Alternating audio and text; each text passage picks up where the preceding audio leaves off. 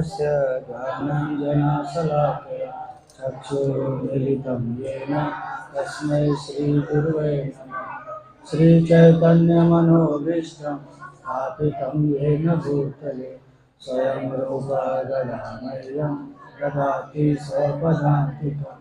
वन्देऽहं श्रीगुरो श्रीयुतः पदकमलं श्रीगुरुं वैष्णवांश्च श्रीरूपं साग्रजातं सहगण रघुनाथान्वितं तं सजीवं साद्वैतं सावधूतं हरिजनसहितं कृष्णचैतन्यदेव श्रीराधा कृष्णपादां सहगण ललिता श्रीविशाखान्वितांश्च।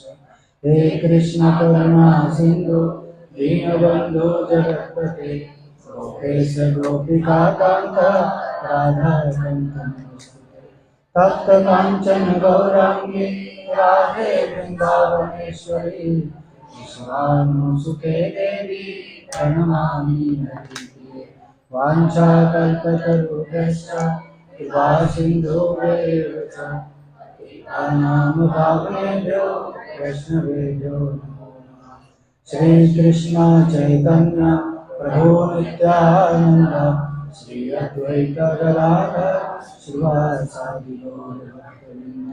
हरे कृष्णा कृष्णा कृष्णा हरे हरे हरे राम राम राम हरे हरे। नमो विष्णुपादाय कृष्णपृष्ठाय भूतले श्रीमते भक्तिवेदांत स्वामिनिति नामिने।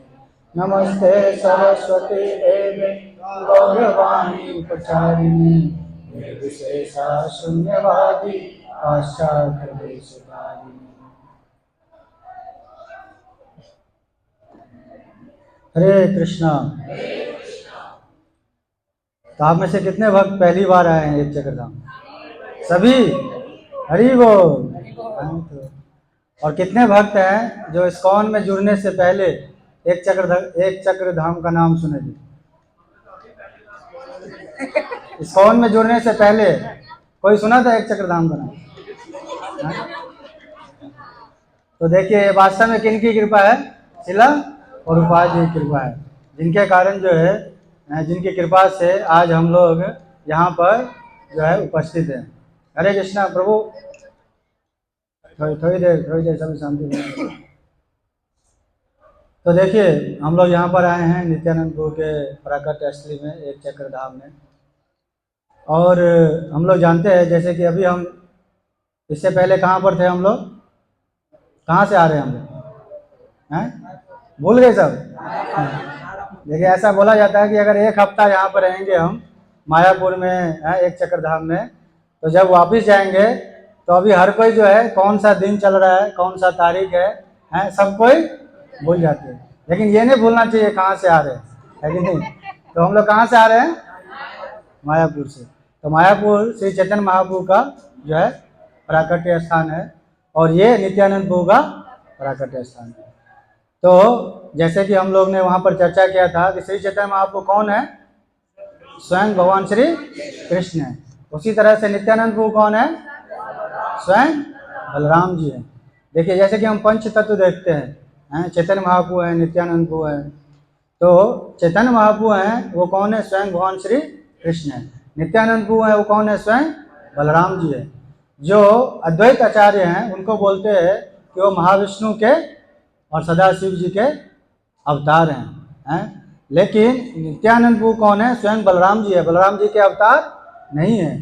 चैतन्य महाप्रभु भगवान श्री कृष्ण के अवतार नहीं है, स्वयं भगवान श्री कृष्ण है। गदाधर पंडित राधा रानी के अवतार हैं और श्रीवास ठाकुर नारद मुनि के अवतार हैं। लेकिन ये जो चैतन्य महाप्रभु नित्यानंद प्रभु हैं ये स्वयं बलराम जी हैं और भगवान श्री कृष्ण हैं। इसलिए कहते हैं ब्रजेंद्र नंदन जय सची सुत होइलो से बलराम होइलो निताय। तो क्या कहते हैं? ब्रजेंद्र नंदन जय सची सुत। जो ब्रजेंद्र नंदन, ब्रज के राजा कौन थे? नंद महाराज हैं। और उनके पुत्र कौन थे? तो ब्रजेंद्र नंदन, जो ब्रज के राजा नंद महाराज है, उनके पुत्र जो भगवान श्री कृष्ण, ब्रजेंद्र नंदन जय सच्ची सुता, तो वही ब्रजेंद्र नंदन भगवान श्री कृष्ण क्या बन गए, सच्ची सुता है, सच्ची माता के पुत्र। और बलराम होइलो, बलराम जी क्या बन गए, निताय बन गए। तो जैसे ब्रज में जब भगवान श्री कृष्ण आते हैं तो अपने सारे पार्षदों के साथ आते हैं और ब्रज के अंदर जो है लीला करते हैं। और जो सबसे मेन जो सहायक होते हैं भगवान श्री कृष्ण के लीला में ब्रज में, वो कौन होते हैं, बलराम जी। बलराम जी उनके साथ हमेशा होते हैं और उनके जो लीला है उसमें उनकी सहायता करते हैं। उसी तरह से जब श्री चैतन्य महाप्रभु जो है कलयुग में प्रकट होते हैं तो यहाँ पर जब संकीर्तन लीला का आरंभ करने के लिए आते हैं, जब संकीर्तन लीला का जो है महाप्रभु जो है उसका जब शुरू करने के लिए आते हैं तो उनके साथ कौन आते हैं, नित्यानंद प्रभु आते हैं, बलराम जी आते हैं और श्री चैतन्य महाप्रभु के इस संकीर्तन लीला में पूरा सहायता करते हैं, उनके सबसे बड़े सहायक होते हैं। तो देखिए जिस भी युग में भगवान आते हैं तो उनके भाई जो है उनके साथ आते हैं। जब राम भगवान आते हैं तो साथ में कौन होते हैं, लक्ष्मण हमेशा साथ होते हैं, कृष्ण भगवान के साथ बलराम जी होते हैं, चैतन्य महाप्रभु के साथ नित्यानंद प्रभु होते हैं। तो हर युग में हर समय में भगवान कृष्ण के साथ जो है उनके भाई भी आते हैं और उनकी सारी लीलाओं में वो सहायता प्रदान करते हैं। तो ऐसा कहते हैं कि देखिए जब भगवान श्री कृष्ण है उनके सबसे पहले विस्तार कौन है, बलराम जी। और बलराम जी के आगे जो है जितने भी विस्तार होते हैं वो बलराम जी के विस्तार होते हैं। जैसे कि बलराम जी के आगे चतुर्व्यूह होता है जो वासुदेव, संकर्षण, प्रद्युम्न और अनिरुद्ध होते हैं। फिर उसी संकर्षण से जो है कारणोदक्षाय विष्णु आते हैं, गर्भोदक्षाय विष्णु आते हैं और शिरोदक्षाय विष्णु होते हैं। तो ये सारे किनके अवतार होते हैं, ये संकर्षण के यानी कि बलराम जी के सारे जो है एक्सपेंशन होते हैं। उन्हीं की कृपा से इस भौतिक सृष्टि उत्पन्न होते हैं, इस भौतिक सृष्टि की वो मेंटेन करते हैं और फिर बाद में इस भौतिक सृष्टि का प्रलय भी होता है। तो इन सब के कारण कौन है, संकर्षण है। और संकर्षण किनके अवतार हैं, बलराम जी के। और वही बलराम जी कौन है, नित्यानंद प्रभु है। तो आज हम लोग जो है इस नित्यानंद प्रभु के स्थान पर आए हैं। तो हम लोग जानते हैं कि इस जगह का नाम है एक चक्र धाम। अब इसका नाम एक चक्र क्यों पड़ा, तो ये आगे चर्चा करेंगे। तो यहाँ पर जो है नित्यानंद प्रभु के पिताजी कौन थे, अभी हम लोग आए दर्शन करके, कौन थे, क्या नाम था उनका, हरय पंडित। उनकी माता पद्मावती थी। तो उनके पुत्र थे नित्यानंद प्रभु जो है बड़े थे और उनसे छोटे पुत्र भी थे। तो यहाँ पर नित्यानंद प्रभु रहते थे और जैसे कि हमने बताया कि नित्यानंद प्रभु का नाम है नित्यानंद, हमेशा आनंद में रहते थे। ऐसा बोला जाता था कि जब नित्यानंद प्रभु के यहाँ पर प्रकट होने से पहले ये सारा जमीन जो है बंजर भूमि की तरह था। यहाँ पर जो है बारिश नहीं होती थी, यहाँ पर कोई नदी नहीं थी और सारा का सारा सूखा था, लोग बड़े दुखी थे। लेकिन जब से नित्यानंद प्रभु प्रकट हुए यहाँ पर सभी लोग आनंदित हो गए, इसलिए उनका नाम है नित्यानंद। तो गांव वाले जितने भी गांव के लोग थे सभी नित्यानंद प्रभु से बहुत ही प्रेम करते थे। और आसपास के जितने बच्चे थे, जब नित्यानंद प्रभु छोटे से बच्चे थे तो सभी बच्चे आपस में जो है क्या करते थे, सभी भगवान के अलग अलग अवतार का लीला करते थे। ऐसा बोलते थे कि जितने भी दूसरे माता पिता थे वो भी उनके बच्चे जो है पूरा दिन नित्यानंद प्रभु के साथ होते थे, लेकिन किसी के माता पिता जो कभी भी क्रोधित नहीं होते थे। क्यों, क्योंकि सभी नित्यानंद प्रभु से बहुत ही प्रेम करते थे। अभी मैं जहाँ से अभी हम लोग आ रहे थे तो मैंने एक पेड़ दिखाया था आप लोग को, जहाँ पर बताया कि जो वो नित्यानंद प्रभु के जब प्रकट हुए थे तो उनका जो क्या बोलते हैं उसको, नाल, उसको जब वहाँ पर स्थापित किया गया था, उसी जगह पर जो है नित्यानंद प्रभु जो सारे बच्चों के साथ लीला करते थे। तो क्या करते थे, देखिए ये ना छोटे छोटे सारे बच्चे थे, इनको किसी ने नहीं सिखाया था कि भगवान के जो है कौन कौन से अवतार हैं, उनके कैसे लीला करना है, कोई भी नहीं समझाया था। लेकिन ये लोग बचपन से ही भगवान के सारे लीलाओं का जो है मंचन करते थे। तो क्या करते थे कि नित्यानंद प्रभु ने क्या किया कि अपने एक बच्चे को उन्होंने क्या बना दिया कि ब्रह्मा जी बना दिया, दूसरे बच्चे को माता पृथ्वी बना दिया। हम जानते हैं कि जब इस पृथ्वी पे जब काफ़ी दुष्टों का जब बोझ बढ़ जाता है तो पृथ्वी ने क्या किया, भागवतम में पढ़ते हम लोग, सारे देवी देवताओं के साथ किनके पास गए? ब्रह्मा जी के पास गए। फिर ब्रह्मा जी सबको लेकर कहाँ गए? क्षीर सागर गए और भगवान विष्णु से प्रार्थना किया। तो भगवान विष्णु ने क्या किया? भविष्यवाणी किया कि मैं बहुत ही जल्दी मथुरा में प्रकट होऊंगा। तो इस तरह का वो लीला करते थे। कभी नित्यानंद वो क्या बन जाते थे? वामन देव बन जाते थे। एक बच्चे को बलि महाराज बना देते थे। फिर ये सारा लीला करते थे। इस तरह से ब्रज में जितना भी लीला हुआ, अघासुर को मारना, बकासुर को मारना, कालिया दमन करना, तो जितने भी ब्रज की लीला थी, गोवर्धन उठाना, ये सारी की सारी लीलाएं जो है वो क्या करते थे? नित्यानंद सभी बच्चों के साथ मिलकर करते थे। तो एक बार क्या हुआ कि नित्यानंद जो है भगवान राम की लीला कर रहे थे। तो उन्होंने क्या बोला? उन्होंने बच्चे को बोला था कि आप लोग क्या करो कि हम लोग जानते हैं कि जब राम भगवान का जब रावण के साथ युद्ध होता है, उससे पहले लक्ष्मण जी को जब रावण का बाण लगता है तो क्या होते हैं? वो मूर्छित हो जाते हैं। और फिर बाद में हनुमान जी उनको संजीवनी बूटी लेकर आते हैं, फिर वो जो है वो उठते हैं। तो ये वाला लीला जो है नित्यानंद कर रहे थे। तो उन्होंने क्या किया कि वो नित्यानंद मूर्छित हो गए और इस तरह से मूर्छित हुए कि ऐसा लग रहा था कि उनका बिल्कुल प्राण चला गया है, बिल्कुल श्वास नहीं आ रहा था। तो सारे बच्चे घबरा गए कि अरे क्या हो गया अचानक नित्यानंद को। तो वो गए, घर गए हैं, उनके माता पिता हरे पंडित पद्मावती को बुला कर लाए और आसपास के सारे लोग आए, सभी एकत्रित हो गए, सभी बहुत दुखी थे हैं कि देखो अचानक से क्या हो गया नित्यानंद को। तो वहां पर कुछ लोग थे, वो क्या बातें कर रहे थे कि देखो, उन्होंने एक व्यक्ति ने बोला कि बहुत पहले ऐसा हुआ था कि एक बार एक व्यक्ति था, वो भी राम भगवान के ऊपर लीला कर रहा था। तो एक व्यक्ति जो है महाराज दशरथ का रोल अपनाया था और जब वो दशरथ का रोल अपनाया, उसको जब पता चला कि राम भगवान को अभी वन जाना पड़ेगा, तो दशरथ महाराज क्या हो गए थे? मूर्छित हो गए थे। लेकिन जो रोल कर रहा था वो सही में वो क्या हो गया? उसने शरीर छोड़ दिया था। तो उसने बोला कि ऐसा ही कुछ हुआ होगा है कि ये बच्चे भी हैं, ये ऐसा कोई लीला कर रहे होंगे और लीला के माध्यम से इसको बहुत दुख हुआ होगा, तो हो सकता है कि शरीर छोड़ दिया होगा। ऐसे सभी आपस में बातचीत कर रहे थे। उसी समय दूसरा व्यक्ति आया, कह रहे कि नहीं ऐसा कुछ नहीं होगा, हो सकता है कि ये लक्ष्मण का रोल कर रहे होंगे, शायद लग रहा है कि मूर्छित हो गए हैं, अगर इनको संजीवनी बूटी दिया जाए तो दोबारा खड़े हो जाएंगे। तो जब ये दूसरा बच्चा सुनता है तब उसको याद आता है कि अरे नित्यानंद ने हमें पहले बताया था कि देखो मैं अभी मूर्छित हो जाऊंगा और तुम लोग क्या करना कि संजीवनी बूटी लेकर आना और मेरे नाक के पास रखना, तो मैं दोबारा उठ जाऊंगा। लेकिन वो बच्चे भूल गए थे। फिर बाद में जल्दी जल्दी जो है एक बच्चा हनुमान बनता है और वो फिर जाता है संजीवनी बूटी कुछ वहां से जो है कुछ जड़ी बूटी घास वगैरह उठा कर लाता है और फिर नित्यानंद के नाक के सामने रखता है। फिर नित्यानंद खड़े हो जाते हैं। तो ये जब लीला देखते हैं गांव के सारे लोग हैरान हो जाते हैं, कहते देखो ये इतने छोटे छोटे बालक है और हमने कभी इसको नहीं सिखाया है कि भगवान के कितने अवतार हैं, उनकी क्या क्या लीलाएं हैं, लेकिन ये इतने छोटे छोटे बच्चे, इनको कैसे पता है? तो सभी मिलकर पूछते हैं नित्यानंद से कि तुमको कैसे पता ये सारी लीलाएं? तो कहते कि देखो ये सब मेरी ही तो लीला है। क्या कहते हैं नित्यानंद? ये सब मेरी लीला है। क्यों? क्योंकि नित्यानंद पहले क्या थे? वही थे, लक्ष्मण जी थे हैं। तो इस तरह से नित्यानंद कहते हैं, लेकिन यहाँ पर कोई समझ नहीं पाता है कि वास्तव में नित्यानंद कौन है। तो इस तरह से नित्यानंद यहाँ पर लीला कर रहे होते हैं। एक बार क्या होता है कि नित्यानंद अपने छोटे भाई, जो अभी हमने बांके राय का दर्शन किया, अपने छोटे भाई के साथ अपने मामा के घर जाते हैं। तो यहाँ से 10 किलोमीटर की दूरी पर एक जगह है मयूरेश्वर। कौन सा जगह है?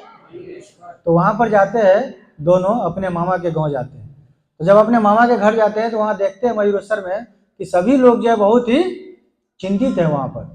तो पूछते हैं कि अरे ऐसा क्या हो गया? तो कहते हैं कि यहाँ पर पास में एक जंगल है, वहाँ पर एक बहुत बड़ा सांप रहता है, बहुत बड़ा सर्प रहता है, और उस वहाँ पर कोई भी जाता है तो वो क्या करता है, सर्प उस व्यक्ति को निगल जाता है, उसको खा लेता है।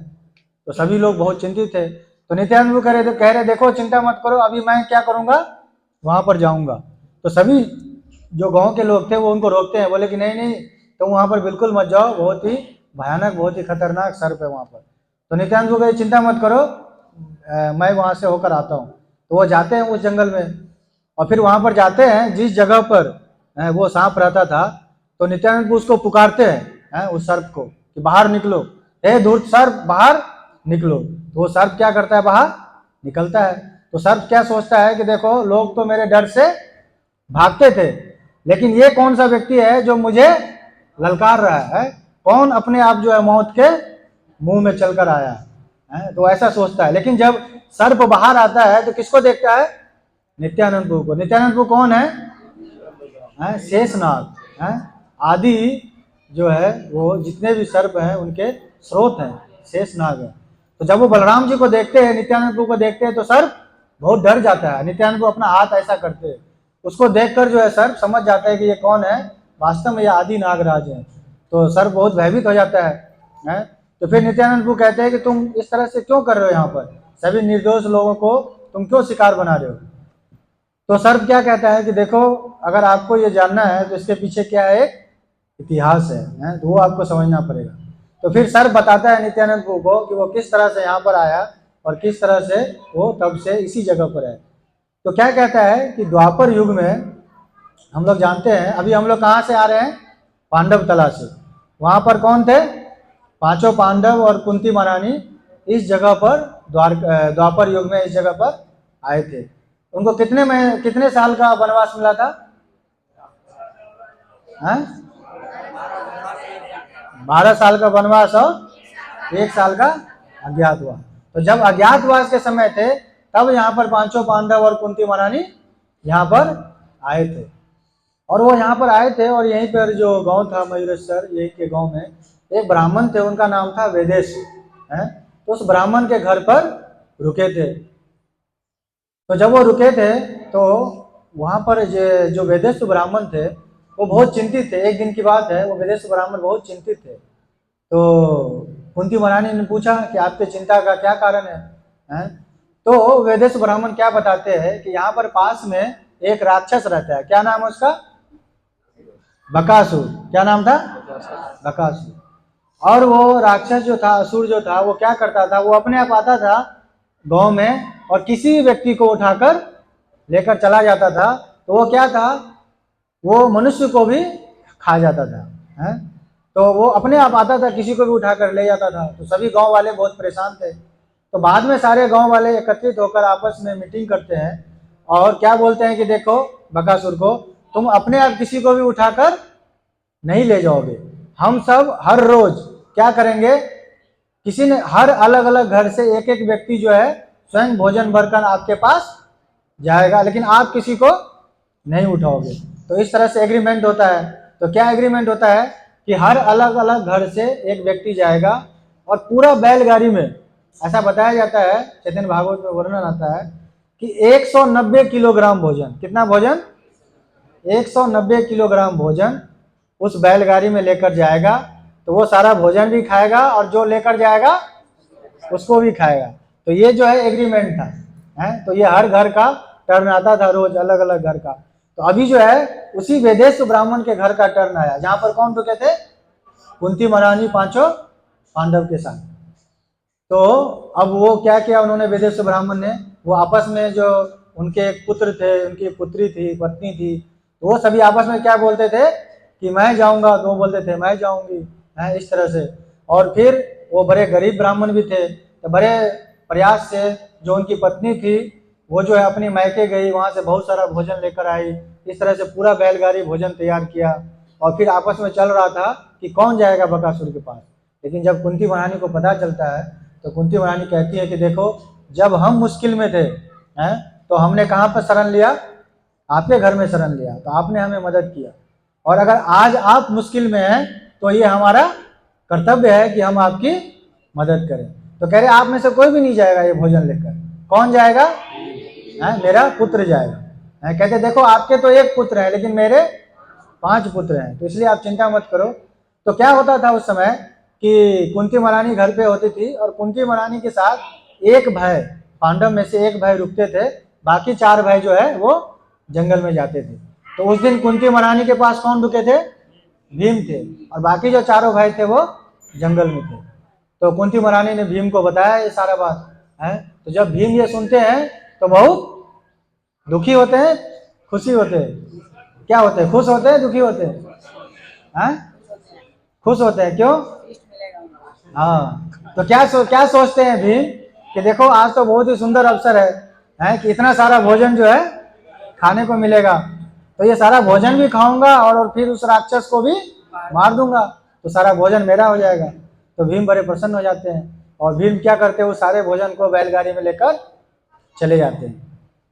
तो जब वहां पर जाते हैं तो फिर वो बकासुर को ललकारता है, तो बकासुर बाहर आते हैं, सोचते कि देखो एक तो ये भोजन लेकर आया है, अगर इतना ही हिम्मत होता तो भोजन लेकर क्यों आता मेरे पास, भोजन लेके आया है, डरा हुआ है और ऊपर से मेरे को ललकार भी रहा है। तो फिर क्या होता है, दोनों का आपस में युद्ध शुरू हो जाता है। तो बहुत देर तक जो है दोनों आपस में युद्ध करते हैं, पेड़ उखाड़ कर। अभी आप जाएंगे इस्कॉन मंदिर में, इसका डायरमा भी बना हुआ है, तो अलग पेड़ों से, पत्थरों से, अलग अलग जो है चीज़ों से दोनों बहुत देर तक युद्ध करते हैं। और बाद में क्या करते हैं कि जिस बैलगाड़ी पे जा रहे होते हैं भीम, उसी बैलगाड़ी के चक्के को तोड़कर क्या करते, भीम उस राक्षस को मार देते हैं। तो यहाँ का जो लोकल जो लोग बोलते हैं, तो कहते हैं चूंकि भीम ने उस चक्के को उठाकर किसको मारा था, बकासुर को, इसलिए इस गांव का नाम क्या पड़ा, एक चक्रधाम। और इसका शास्त्रों में भी वर्णन आता है कि हम लोग जानते हैं कि द्वापर युग में जब कुरुक्षेत्र में किनका लड़ाई होता है, कौरव और पांडव का, तो उसमें जो है भगवान श्री कृष्ण ने क्या, जब युद्ध शुरू होने से पहले वो क्या वचन देते हैं कि मैं कोई अस्त्र शस्त्र नहीं उठाऊंगा। लेकिन भीष्म पितामह क्या कहते हैं कि या तो भगवान अस्त्र शस्त्र उठाएंगे या फिर आज किसकी हत्या होगी, अर्जुन की हत्या होगी। तो फिर क्या करते हैं भगवान श्री कृष्ण, क्या उठाते हैं, रथ का पहिया उठाते हैं, पहिया उठाकर जो है भीष्म पितामह की तरफ भागते हैं। और फिर बाद में जो भीष्म पितामह तो यही चाहते थे कि भगवान जो है कुछ अस्त्र शस्त्र उठाए। तो फिर बाद में जो है भगवान श्री कृष्ण उस पहिए को जब फेंकते हैं तो कहाँ पर गिरता है पहिया, ऐसा बताया जाता है कि इसी जगह पर वो पहिया गिरता है, इसलिए इसका क्या नाम है, एक चक्र। तो इसलिए अलग अलग कारण दिए जाते हैं। तो इस तरह से जो है भीम क्या करते हैं, बकासुर को मारते हैं और वो सारा भोजन जो है वहाँ पर बैठकर आराम से खाते हैं और फिर वापस आते हैं। तो जब ये कर रहे होते हैं उसी समय क्या होता है कि जो पीछे जो अर्जुन जो है वो वापस आ जाते हैं अपनी माता के पास, कुंती के पास, और वो पूछते हैं कि भीम कहाँ पर है। तो कुंती उनको बताती है कि किस तरह से भीम जो है सारा भोजन लेकर बकासुर के पास गया। तो अर्जुन बोलते हैं कि अरे वो तो बहुत भयानक राक्षस है और अभी इतनी देर हो गया अभी तक भीम नहीं आए, क्योंकि युद्ध काफी लंबा चला था, फिर उसके बाद बैठकर वो भोजन कर रहे थे तो उसमें टाइम लग गया। तो अर्जुन जो है चिंतित हो जाते हैं, पता नहीं क्या हुआ होगा। तो बोलते हैं कि चलो मैं देख कर आता हूँ क्या हुआ। तो अर्जुन निकलते हैं, लेकिन जब वो निकलते हैं तो सोचते हैं पता नहीं अभी कहाँ पर बकासुर है, मैं कहाँ ढूंढूंगा। तो वो क्या करते हैं, वहीं से एक नागपाश नाम का एक बाण है, नागपाश, वो जो है वो बाण छोड़ते हैं। तो उस बाण की विशेषता क्या है कि वो राक्षस जहाँ पर होगा वो बाण जो है अपने आप ढूंढ कर जाएगा और उस राक्षस की हत्या कर देगा। तो वो इस तरह से उसको छोड़ते हैं। जब ये छोड़ते हैं नागपाश, तो उसी समय वहां पर कौन आ जाते हैं, भीम वापिस आ जाते हैं। तो जब अर्जुन देखते हैं कि अरे भीम आप आ गए वापिस, तो कह रहे हाँ। तो कह रहे उस राक्षस का क्या हुआ, कह रहे मैंने तो उसको मार दिया। तो अर्जुन कहते ये तो बहुत गड़बड़ हो गया कि अभी अभी मैंने क्या छोड़ दिया, नागपाश बाण छोड़ दिया, लेकिन अब क्या, अभी ये बाण जाएगा वहां पर, लेकिन जब वो देखेगा कि वहां पर जो है कोई व्यक्ति नहीं है, कोई राक्षस नहीं है, तो वो क्या करेगा, वो किसी दूसरे निर्दोष व्यक्ति को क्षति पहुंचाएगा। तो अर्जुन जो है भाग कर जाते हैं उस नाग के पास और उसको क्या बोलते हैं कि देखो अब राक्षस तो नहीं है, बकासुर तो मारा गया, तुम जो है अब यहीं पर रहोगे, तुम यहाँ से कहीं नहीं जाओगे। अगर कोई अपने आप तुम्हारे पास आ जाए तो तुम उसको खा सकते हो, लेकिन तुम कहीं पर जाकर शिकार नहीं करोगे। तो कह रहे, तो नित्यानंद प्रभु कह रहे हैं कि वो सर कि मैं तब से द्वापर युग से मैं इसी जगह पर हूँ। तो नित्यानंद प्रभु क्या कहते हैं कि देखो अब ये सब बंद करो, तुम जो है अब किसी को भी तुम जो है शिकार नहीं बनाओगे। तो सर बहुत परेशान हो जाता है, कहता है पहले अर्जुन ने बोला कि तुम यहीं पर रहोगे, यहाँ से कहीं नहीं जाओगे, और अब आप बोल रहे हो किसी को काटोगे भी नहीं। तो कह रहे मेरा भोजन कैसे आएगा। तो नित्यानंद प्रभु कह रहे देखो तुम चिंता मत करो, सब लोग जो है अपने आप भोजन लेकर तुम्हारे पास आएंगे, तुम्हें कहीं पर जाने की जरूरत नहीं है। तो आप जाएंगे यहाँ से 10 किलोमीटर की दूरी पर एक मयूरेश्वर जगह है, वहां पर एक कुंडली तला है। क्या है, तो नित्यानंद प्रभु क्या करते हैं, वो जो सर्प का जो बिल है वहां पर क्या करते हैं, अपने जो बाएं कान का कुंडल होता है वो निकाल कर उस जो है छिद्र के ऊपर रख देते हैं। इसलिए आप देखेंगे कि नित्यानंद प्रभु हमेशा एक ही कुंडल धारण करते हैं। आप कभी भी नित्यानंद प्रभु का दो कुंडल नहीं देखेंगे। तो उसका पीछे ये इतिहास है कि एक कुंडल जो है उस सर्प के छिद्र पे भगवान नित्यानंद प्रभु रख देते हैं। वो कुंडल आज जो है शिला के रूप में है। आप जाएंगे, पता नहीं, आज तो हमारे पास समय नहीं है, तो एक वो बहुत बड़ा शिला है, वो कुंडल अब शिला के रूप में परिवर्तित हो गया है। तो इस तरह से नित्यानंद प्रभु जो एक कुंडल धारण करते हैं। तो फिर नित्यानंद प्रभु जो है अपने मामा के गांव से वापस आते हैं और अपने सारे बच्चों के साथ यहाँ पर अलग अलग लीला कर रहे होते हैं। तो एक बार क्या होता है, जैसे मैंने बताया, यहाँ पर बहुत सारा जमीन जो है वो बंजर भूमि था।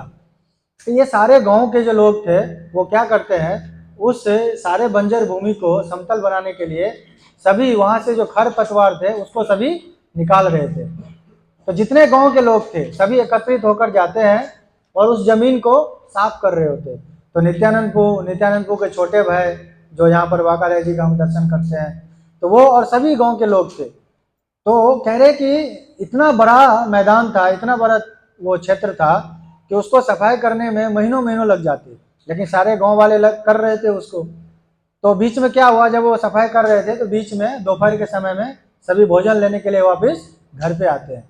तो कह रहे सभी गांव वाले वापस तो आ जाते हैं अपने घर पे भोजन लेने के लिए, लेकिन जो नित्यानंद प्रभु के जो छोटे भाई हैं वो नहीं आते, वो वहीं रहते हैं। और कहते हैं कि जब तक वो भोजन करके सारे गांव वाले आते हैं तो वो अकेले पूरे क्षेत्र को साफ कर देते हैं। तो सारे गांव वाले देख के हैरान हो जाते हैं कि इतना बड़ा मैदान था, इतने खर पतवार थे, अगर हजारों लोग मिलकर इसको सफाई करते तब भी महीनों लग जाते, लेकिन इतना जल्दी, इतना कम समय में कौन इसको पूरा साफ कर दिया। तो कह रहे जो जितना खर पतवार था सबको इकट्ठा करके एक पर्वत जैसा जो है उन्होंने बना दिया था। तो उसी टीले के पीछे से आवाज आती है नित्यानंद प्रभु के छोटे भाई की, और क्या बोलते हैं कि देखो अब इस जन्म में तुम लोगों को मेरा दर्शन जो है नहीं होगा, अब मैं किस रूप में दर्शन दूंगा, अर्च विग्रह के रूप में। तो क्या कहते हैं कि देखो अभी आने वाले समय में द्वादशी के दिन, उस समय वो कहते हैं कि यहाँ पर एक नदी है, यमुना नदी है। अभी हम जब यहाँ से जाएंगे तो उस नदी के दर्शन करते हुए जाएंगे। वहाँ पर कदम का बहुत बड़ा पेड़ है, उसको कदम खांडी भी कहते हैं। तो वहीं पर जो यमुना नदी है, तो कहते हैं कि वहाँ पर मैं द्वादशी के दिन जो है एक लकड़ी के रूप में वहाँ पर मैं आऊँगा, फिर आप उस लकड़ी को लेकर जो है मेरा अर्च विग्रह बनाकर स्थापित कर सकते हो। तो अब मैं आपको दर्शन अर्च विग्रह के रूप में दूंगा। तो कहते हैं स्वयं नित्यानंद को यहाँ पर आते हैं, उस लकड़ी को उठाते हैं और उस लकड़ी से जो है बहुत ही सुंदर, ये जो आपने अभी दर्शन किए बाके राय का, देखिए बाके राय का क्या मतलब है, बाके का क्या मतलब होता है, जो टेढ़ा हो। और ये देखेंगे आप कितना टेढ़ा है? वैसे तो कहते हैं भगवान त्रिभंग है, लेकिन इसमें आप देखेंगे कि गर्दन भी भगवान का कितना झुका हुआ है, कमर भी, चरण कमल भी। तो बहुत ही विशेष विग्रह है, ऐसे विग्रह बहुत कम देखने को मिलेंगे। तो स्वयं नित्यानंद प्रभु ने जो है इस विग्रह को बनवाए और उसके बाद यहाँ पर और इसके बाद यहाँ पर स्थापित कराए। और राधा रानी जो है उनके भी आप देखेंगे विग्रह यहाँ पर झुके हुए हैं, है कि नहीं। तो बहुत ही विशेष विग्रह है यहाँ पर, तब से जो है वो यहाँ पर जो है अर्च विग्रह के रूप में दर्शन दे रहे हैं। तो इस तरह से नित्यानंद प्रभु अनेकों लीला करते हैं। फिर क्या होता है कि जब नित्यानंद प्रभु 12 वर्ष के होते हैं, तो जब मैं सबसे पहले हम लोग गए थे नित्यानंद प्रभु का जहाँ पर प्राकट्य स्थली था, मैंने दिखाया था कि यहाँ पर एक पेड़ है, जो यहाँ पर एक सन्यासी आए थे जो नित्यानंद प्रभु को अपने साथ ले गए थे। तो वो सन्यासी आते हैं वहाँ पर, जो उस समय नित्यानंद प्रभु 12 वर्ष के होते हैं और यहाँ पर रहते हैं। जो हरे पंडित पद्मावती होती है, बहुत सेवा करते हैं सन्यासी के। और फिर बाद में सन्यासी से बोलते हैं कि मांगिए आप हमसे, क्या आपकी क्या इच्छा है, मैं आपकी क्या सेवा कर सकता हूँ। तो जो सन्यासी है वो क्या मांगते हैं उनसे कि आप क्या दे दो मुझे, अपना पुत्र है नित्यानंद को दे दो। क्यों? क्योंकि मैं इस पूरे भारतवर्ष में तीर्थ यात्रा करना चाह रहा हूँ। और वो नित्यानंद के रूप से बड़े आकर्षित हो जाते हैं, जो क्या चाहते हैं कि मैं इस बच्चे को अपने साथ ले जाऊं। लेकिन जब ये सुनते हैं हरे पंडित पद्मावती, तो सुनते ही क्या हो जाता है, मूर्छित हो जाते हैं। ऐसा बताया जाता है चैतन्य भागवत में कि ये जो हरे पंडित है वो हमेशा नित्यानंद को अपने साथ रखते थे। कहते थे अगर वो मार्केट भी जाते थे, किसी के घर में भी जाते थे, खेत में भी जाते थे, दुकानों पे भी जाते थे, कहीं भी जाते थे, कभी भी नित्यानंद प्रभु को अपना साथ नहीं छोड़ते थे, हमेशा उसको अपने साथ लेकर घूमते रहते थे, इतना प्रेम करते थे। लेकिन जब वो सुनते हैं कि जो है नित्यानंद प्रभु को मेरे से मांगने आए, तो सुनते ही दोनों जो है मूर्छित हो जाते हैं। फिर बाद में जो है हरे पंडित थोड़ी देर बाद सोचते हैं अब क्या करना है, सन्यासी है, ब्राह्मण है, उन्होंने जो है सो कुछ मांगा, अब क्या करना चाहिए।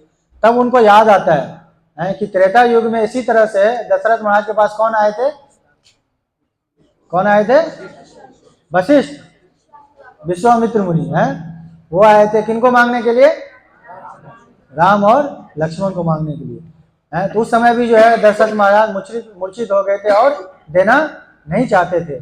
फिर बाद में वशिष्ठ मुनि के कहने पर उन्होंने जो है उनको दिया था। तो उनको याद आया कि हालांकि दशरथ महाराज भी देना नहीं चाह रहे थे, फिर भी उन्होंने दिया, तो मुझे भी क्या करना चाहिए, जो है नित्यानंद प्रभु को इनको देना चाहिए। तो बहुत ही हिम्मत करके वो पद्मावती को समझाते हैं और फिर बाद में जो है नित्यानंद प्रभु को जो है उस सन्यासी को दे देते हैं। फिर नित्यानंद प्रभु सन्यासी के साथ जाते हैं और पूरे भारतवर्ष में जो है अलग अलग तीर्थ यात्रा जो है अलग अलग तीर्थ स्थानों पर जाते हैं, तीर्थ यात्रा करते हैं, करते करते करते करते लास्ट में जाते हैं कहाँ पर, मथुरा, वृंदावन जाते हैं, ब्रज जाते हैं। वहां पर विश्राम घाट में जो है नित्यानंद प्रभु पहुंचते हैं। और विश्राम घाट में जब पहुंचते हैं तो वहां देखते हैं जितने भी ब्रजवासी होते हैं वहां पर सभी जो है बच्चे को देखते हैं, तो उनको अपना पूर्व जो है काल याद आ जाता है कि किस तरह से वो कृष्ण बलराम के रूप में इस ब्रज में लीला करते थे। तो वहीं से नित्यानंद प्रभु जो है किनका भाव ले लेते हैं, एक ग्वाल बाल का भाव ले लेते हैं, एक बच्चे का भाव ले लेते हैं, एक अवधूत का भाव ले लेते हैं। देखिए श्री चैतन्य महाप्रभु अपने पूरे जीवन काल में वो किनके भाव में थे, राधा रानी के भाव में थे। किन से विरह महसूस करते थे, भगवान श्री कृष्ण से। उनका पूरा जीवन काल ऐसे ही बीता। लेकिन नित्यानंद प्रभु का पूरा जीवन काल कैसे बीता, जब वो वहां पर गए ब्रज, तब से उन्होंने किनका भाव ले लिया, एक ग्वाल बाल का भाव ले लिया। तब से वो बच्चे की तरह रहते थे, हमेशा खेलने के मूड में रहते थे, हमेशा एक अवधूत के भाव में रहते थे। अवधूत यानी कि जो सन्यासी का भी जो हाईएस्ट जो स्टेज होता है परमहंस, उनके स्तर पे थे। जो अवधूत होते हैं उनके ऊपर जो है शास्त्रों के कोई नियम नहीं लागू होते हैं, वो किसी विधि से किसी नियम से वो बंधे हुए नहीं होते हैं, वो पूर्ण रूप से मुक्त जीव होते हैं, परमहंस होते हैं। तो ऐसा भाव जो है नित्यानंद को ने वहां पर अपनाया और तब से पूरा जीवन जो है वो इसी भाव में रहे हैं।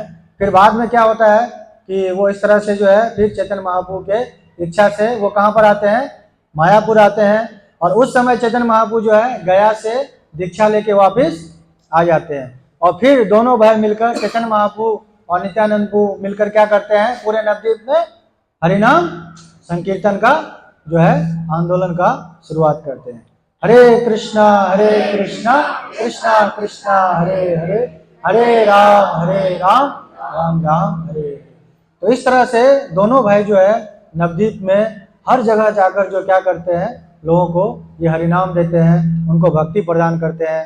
जैसे कि कल हम लोग जो है ड्रामा देख रहे थे जय मदाई का। ऐसा कहते हैं कि देखिए हो सकता है कि श्री चैतन्य महाप्रभु का कृपा प्राप्त करने में जो है थोड़ा मुश्किल हो। श्री चैतन्य महाप्रभु क्या कहते थे कि मैं उसी के घर में जाऊंगा, उसी के घर में प्रसाद पाऊंगा जो क्या है, लाखपति है। लाखपति मतलब 1 लाख नाम, यानी कि 64 माला जो रोज नाम करेगा। चैतन्य महाप्रभु कहते थे मैं उसी के घर में भोजन स्वीकार करूंगा। और चैतन्य महाप्रभु क्या थे, सन्यासी थे, उनके नियम बहुत स्ट्रिक्ट थे। वो हर जगह, देखिए उस समय वर्णाश्रम का भी बहुत जो है प्रभाव था। तो एक सन्यासी जो है वो हर जगह जाकर लोगों से घुल मिल नहीं सकता था। लेकिन तो इसीलिए हो सकता है कि चैतन्य महाप्रभु की कृपा मिलने में हो सकता है मुश्किल हो, लेकिन नित्यानंद प्रभु जो है बड़े चैतन्य महाप्रभु से भी ज्यादा कृपालु हैं। वो अपना कृपा जो है हर जगह जाकर जो है बांटते हैं। और एक बार अगर नित्यानंद प्रभु की कृपा मिल गई तो चैतन्य महाप्रभु की कृपा अपने आप मिल जाएगी। इसलिए कहते हैं कि गुरु के आशीर्वाद से भगवान मिलते हैं और भगवान की कृपा से गुरु मिलते हैं। तो जितने भी गुरु हैं, जितने भी प्रकार के वैष्णव संप्रदाय हैं, उसमें जितने भी गुरु हैं, जितने भी गुरु परंपरा है, आदि गुरु कौन है, नित्यानंद प्रभु है, बलराम जी हैं। साक्षात जो है वो जो आदि गुरु है नित्यानंद प्रभु। तो कहते हैं कि अगर नित्यानंद प्रभु की कृपा मिल गई तो जो श्री चैतन्य महाप्रभु हैं, जो भगवान श्री कृष्ण है, उनकी कृपा अपने आप मिल जाएगी। इसीलिए हम सबको किनकी कृपा लेने का प्रयास करना चाहिए? नित्यानंद प्रभु की। और नित्यानंद प्रभु कौन है? आदि गुरु है। तो अगर नित्यानंद प्रभु की कृपा चाहिए तो किनके मार्गदर्शन में जाना पड़ेगा? गुरु परंपरा के मार्गदर्शन में है, श्रीला प्रभुपाद जी के मार्गदर्शन में, श्रीला प्रभुपाद जी के शिक्षा के अनुसार अपना जीवन व्यतीत करना पड़ेगा। तब जाके गुरु परंपरा के माध्यम से नित्यानंद प्रभु की कृपा मिलेगी। और नित्यानंद प्रभु की कृपा से किनकी कृपा मिलेगी? चैतन्य महाप्रभु की कृपा मिलेगी। ऐसा आप देखेंगे कि पूर्व काल में इतने सारे वैष्णव हुए, इतने सारे भक्त हुए हैं कि जिनको कि जो डायरेक्ट चैतन्य महाप्रभु की कृपा लेना चाहे, लेकिन उनको चैतन्य महाप्रभु की कृपा नहीं मिली है। तो अभी पीछे एक उत्सव था, दही चीरा फेस्टिवल था, पानी हाटी उत्सव। तो वो उत्सव क्या था कि रघुनाथ दास गोस्वामी क्या करते हैं? सभी भक्तों को दही चीरा खिलाते हैं। लेकिन ये फेस्टिवल हुआ कैसे? तो रघुनाथ दास गोस्वामी जो है, हम जानते हैं कि बचपन से वो किनके पास जाना चाहते थे? श्री चैतन्य महाप्रभु के पास, उनकी कृपा प्राप्त करना चाहते थे। लेकिन महाप्रभु उनको स्वीकार नहीं करते थे। तो बाद में जो है सो नित्यानंद प्रभु जो है रघुनाथ दास गोस्वामी को अपने पास बुलाते हैं और क्या कहते हैं? रघुनाथ दास गोस्वामी को क्या बोलते हैं कि तुम चोर हो। क्यों चोर क्यों हो? कि नित्यानंद रघुनाथ दास गोस्वामी तो कहते हैं कि उस समय जो बिलियनर उनके पिताजी इतने धनी थे, उनके बेटे थे, वो भी एकमात्र जो है उनके पुत्र थे, उनको चोर क्यों बोलते हैं? क्योंकि जो श्री चैतन्य महाप्रभु किनके धन है, किनके प्राण धन है? नित्यानंद प्रभु के। जो भगवान है वो गुरु के प्राण धन होते हैं। भगवान जो है एक भक्त के, शुद्ध भक्त के गुरु की संपत्ति होती है। तो कहते हैं ये जो रघुनाथ है ये मेरे आज्ञा के बिना किनके पास जाना चाहता है? चैतन्य महाप्रभु के पास। इसलिए कहते तुम चोर हो, क्योंकि जो है नित्यानंद प्रभु के धन है श्री चैतन्य महाप्रभु। इसीलिए हम सबको भी अगर भगवान श्री कृष्ण के शरण में जाना है, चैतन्य महाप्रभु के शरण में जाना है, तो गुरु परंपरा नित्यानंद प्रभु के कृपा के माध्यम से जाना चाहिए है। तो इस तरह से नित्यानंद प्रभु जो है, जितने भी सारे भक्त हैं जिन्होंने भी भगवान को प्राप्त किया, वो ऐसा कोई भी भक्त नहीं है जिनके ऊपर नित्यानंद प्रभु की कृपा नहीं हुई और वो चैतन्य महाप्रभु को प्राप्त कर लिया। हम जानते हैं कि श्री चैतन्य महाप्रभु के लीला के बारे में कई ग्रंथ हैं, जो सबसे प्रसिद्ध ग्रंथ है जो हम लोग के इस्कॉन में श्रीला प्रभुपाद जी ने दिया है, वो क्या कौन से ग्रंथ है? चैतन्य चरितामृत। उसके लेखक कौन है?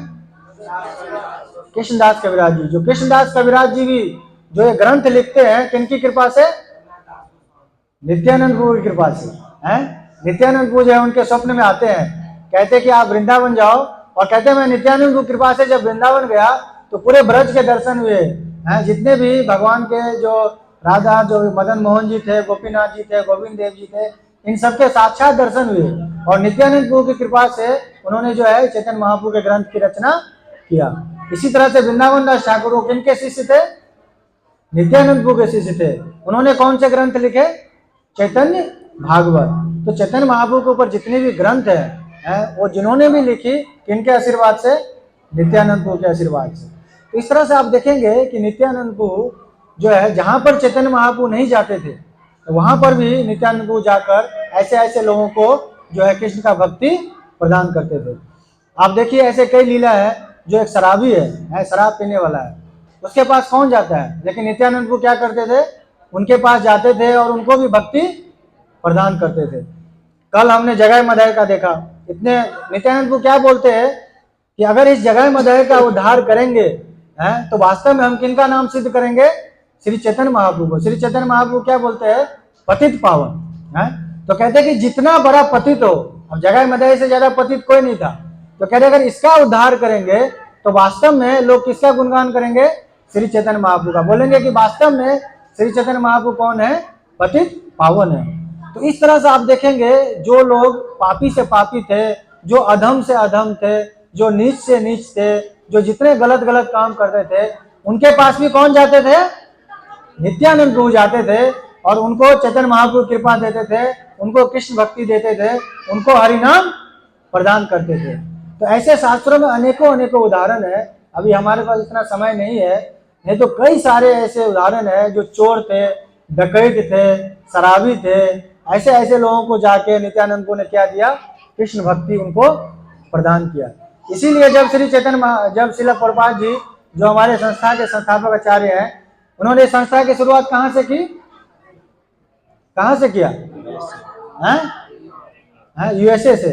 तो वहां पर जब गए तो श्रील प्रभुपाद जी ने क्या देखा कि यहाँ पर जो इतने लोग हैं, रजोगुण में है, तमोगुण में है, हम लोग जानते हैं कि वहाँ के लोग जो है आज भी या उस समय भी 4 नियम पालन करना कितना वहां पर मुश्किल है। जो भारतवर्ष के लोग जो गलत काम सोच भी नहीं सकते थे, वहां पर सभी लोग पाश्चात्य देश में उसको करते थे।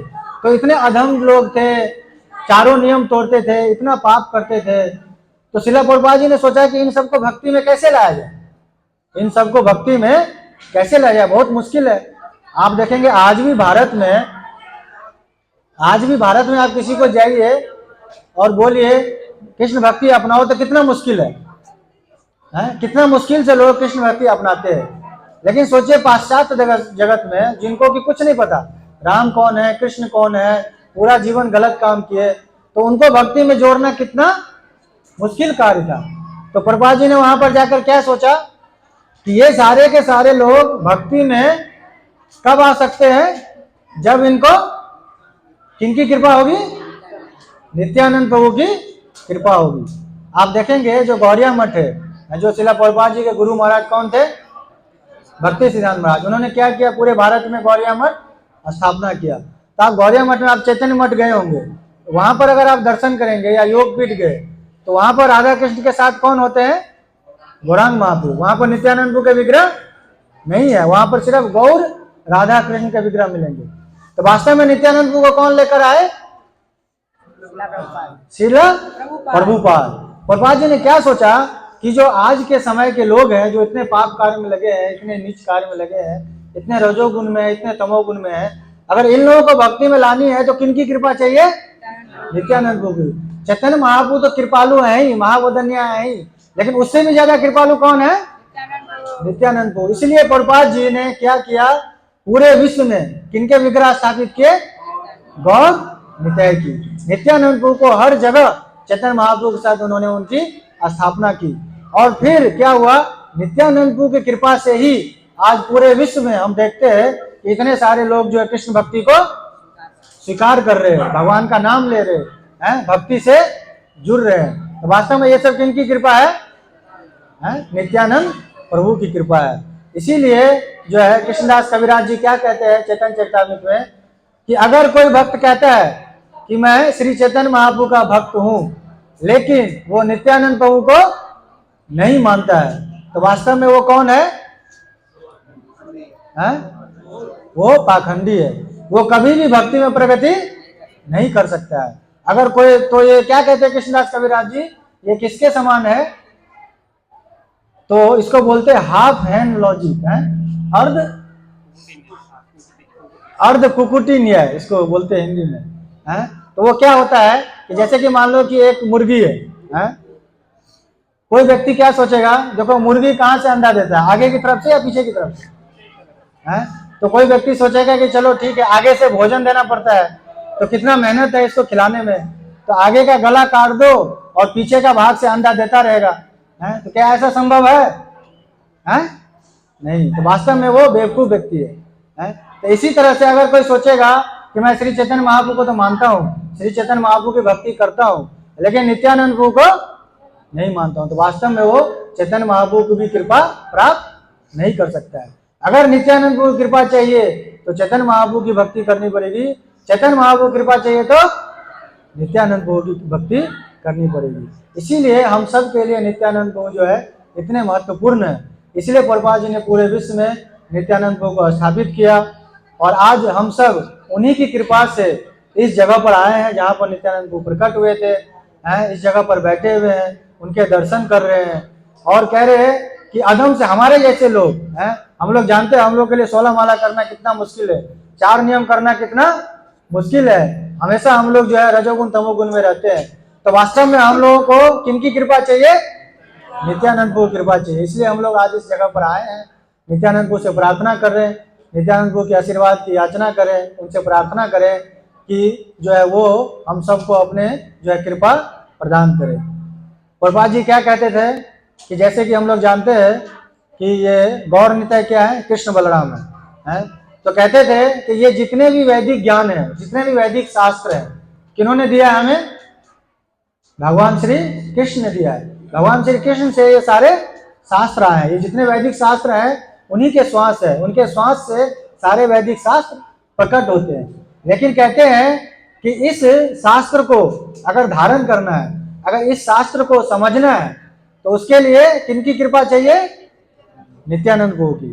तो कहते हैं कि देखिए, प्रभुपाद जी ने एक पुस्तक लिखा, ज्ञान की तलवार। क्या लिखा है? आपने देखा है ना, छोटी सी पुस्तक है, स्वॉर्ड ऑफ नॉलेज। तो कहते हैं कि जैसे ज्ञान की तलवार है, तो अब उस तलवार को धारण करने के लिए शक्ति चाहिए ना, तलवार को उठाने के लिए शक्ति चाहिए। तो कहते हैं कि ज्ञान की तलवार, यानी कि ज्ञान तलवार किसके समान है? ज्ञान के समान है। लेकिन उस ज्ञान रूपी तलवार को धारण करने के लिए जो शक्ति चाहिए, वो शक्ति कहां से आती है? नित्यानंद प्रभु से। इसलिए बलराम जी का क्या है? बलराम का क्या मतलब है? कि वो हमें बल देते हैं, आध्यात्मिक बल देते हैं। उस बल के कारण हम इस ज्ञान को धारण कर सकते हैं। यानी कि जो हम पढ़ते हैं, जो हम सुनते हैं, जो शास्त्र को सुनते हैं, जो पढ़ते हैं, इन सब चीजों को हम समझ पाए, इसको धारण कर पाए, उसकी शक्ति बलराम जी से आती है, और उसकी शक्ति नित्यानंद प्रभु से आती है। इसीलिए आप देखेंगे कि हम सब भक्तों के लिए नित्यानंद प्रभु की कृपा जो है बहुत ही आवश्यक है। तो इस तरह से नित्यानंद प्रभु जो है श्री चैतन्य महाप्रभु के आदेश से क्या करते हैं, फिर बाद में उनके साथ जो है पूरे भारत में अलग अलग जगहों पर जाते हैं, हरिनाम संकीर्तन करते हैं, सभी को भक्ति प्रदान करते हैं, और फिर बाद में चैतन्य महाप्रभु के आदेश से वो गृहस्थ आश्रम को स्वीकार करते हैं। तो नित्यानंद प्रभु जो है गृहस्थ आश्रम में जाते हैं बाद में, और फिर उसके बाद क्या करते हैं, हर जगह जाकर जो है वो क्या करते हैं, इसी तरह से चैतन्य महाप्रभु के आदेश से जो है वो अपना प्रचार प्रसार करते हैं। फिर इस तरह से करते करते करते लास्ट में दोबारा नित्यानंद प्रभु कहाँ पर आते हैं? इसी जगह पर आते हैं, एक चक्रधाम में आते हैं, दोबारा इस क्षेत्र में सभी से मिलते हैं। और फिर बाद में जो ये बांके राय का विग्रह है, जो कि उन्हीं के छोटे भाई हैं, जैसे बलराम जी के छोटे भाई कौन थे? कृष्ण थे। उसी तरह से नित्यानंद प्रभु के जो छोटे भाई थे, वो भी भगवान विष्णु के ही अवतार है। ये बांका राय क्या है? स्वयं भगवान श्री कृष्ण है। तो फिर इसी विग्रह में नित्यानंद प्रभु जो है बाद में सबसे लास्ट में आकर इसी में जो है वो समा जाते हैं। और कहते हैं नित्यानंद प्रभु जब गृहस्थ आश्रम में जाते हैं, तो जैसे बलराम जी की कितनी पत्नी थी? 2। कौन कौन? रेवती और वारुणी। उसी तरह से जो नित्यानंद प्रभु भी हैं, उनकी भी 2 भार्या हैं। कौन कौन? जानवा और वसुधा। जानवा और ये जानवा वसुधा भी रेवती और वारुणी के ही अवतार हैं। तो कहते हैं कि जानवा से तो उनके कोई संतान नहीं थे, लेकिन वसुधा से उनके एक पुत्र थे और एक पुत्री थी। जो उनके पुत्र थे उनका क्या नाम था? वीरचंद्र गोसाई। और कहते हैं कि ये जो वीरचंद्र गोसाई थे वो क्या थे? वो साक्षात जो है शिरोदक्षाय विष्णु, भगवान विष्णु के ही अवतार थे। और ऐसा कहा जाता था कि जिसने भी चैतन्य महाप्रभु के दर्शन नहीं किए, जब चैतन्य महाप्रभु यहाँ पर प्रकट थे, उस समय हो सकता है कि अगर कोई हो जो चैतन्य महाप्रभु के दर्शन ना किए हो, लेकिन अगर वो बाद में जो वीरचंद्र गोस्वामी के दर्शन करते थे, तो ऐसा बोला जाता है कि चैतन्य महाप्रभु ही बाद में क्या बनकर आए थे? वीरचंद्र गोस्वामी बन के आए थे। तो अगर आपने यहाँ पर दर्शन किया होगा, तो शायद मैं उस समय कहना भूल गया, तो यहाँ पर बांका राय और जानवा माता और राधा रानी जो है, बगल में एक समाधि है। वो समाधि भी किनकी है? वीरचंद्र गोस्वामी की। यहीं पर समाधि भी है, जो कि नित्यानंद प्रभु के पुत्र थे। तो वो चैतन्य महाप्रभु ही जो है वीरचंद्र गोस्वामी बनकर आए थे। तो यहीं पर उनकी समाधि है। उनकी एक पुत्री भी थी, उनका नाम गंगा माता था। तो इस तरह से जो है नित्यानंद प्रभु ने यहाँ पर जो है लीला किया, और आज सब हम लोग यहाँ पर एकत्रित हुए हैं। तो हम सब जो है यहाँ पर नित्यानंद प्रभु से जो है यहाँ पर उनसे आशीर्वाद की कामना करते हैं, उनसे प्रार्थना करते हैं। कि कहते हैं कि देखिए श्री चैतन्य महाप्रभु क्या कहते हैं कि वास्तव में नित्यानंद प्रभु चैतन्य महाप्रभु जितने पतित से पतित जीव हैं, अधम से अधम जीव है, उनके ऊपर कृपा करते हैं। तो कहते हैं अगर कोई पतित जीव है तो उसके ऊपर तो कृपा करते हैं, महाप्रभु कहते हैं, लेकिन अगर कोई कपटी है तो उसके ऊपर कृपा नहीं करते हैं। इसी तरह से हम लोग जो है अपने आप को पतित मानते हुए मानेंगे क्या, पतित हैं ही। तो इसीलिए कहते हैं कि नित्यानंद प्रभु और चैतन्य महाप्रभु ऐसे लोगों के लिए ही प्रकट हुए हैं। तो इसीलिए हम सबको यहाँ पर उनसे आशीर्वाद की याचना करें कि हम सबको बल दे, बलराम जी हैं, आध्यात्मिक शक्ति दे, बल दें, और जो है अपना आशीर्वाद दें, ताकि हम लोग जो है सही रूप से इस गुरु परंपरा में जो श्रील प्रभुपाद जी है उसके शरण को स्वीकार कर सके, शास्त्रों को समझ सके, सही रूप से हरिनाम ले सके। हरिनाम जो है बांटने के लिए नित्यानंद प्रभु प्रकट हुए थे, सही रूप से हरिनाम ले सके, इसकी महिमा को समझ सके, अपने जीवन को जो है इस तरह से हम लोग शुद्ध कर सकें, और शुद्ध करते करते लास्ट में जो है भगवान को प्राप्त कर सके।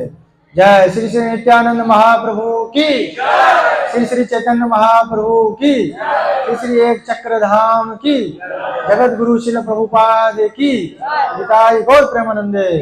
वैसे तो कथा बहुत बड़ी है, तो अभी हमारे पास समय सीमित है, इसलिए हमने संक्षिप्त में कथा किया। अगर कोई विस्तृत रूप से जानना चाहते हो तो चैतन्य चरितामृत पढ़िए, चैतन्य भागवत पढ़िए, चैतन्य मंगल पढ़िए, प्रभुपाद जी की कथा सुनिए, है कि नहीं, क्योंकि ये लोग हमें भक्ति प्रदान करने आए हैं। इनके बारे में जितना सुनेंगे, जितना समझेंगे, उतना ही हम लोग जो है भक्ति को सही तरीके से कर सकते हैं। श्रील प्रभुपाद की।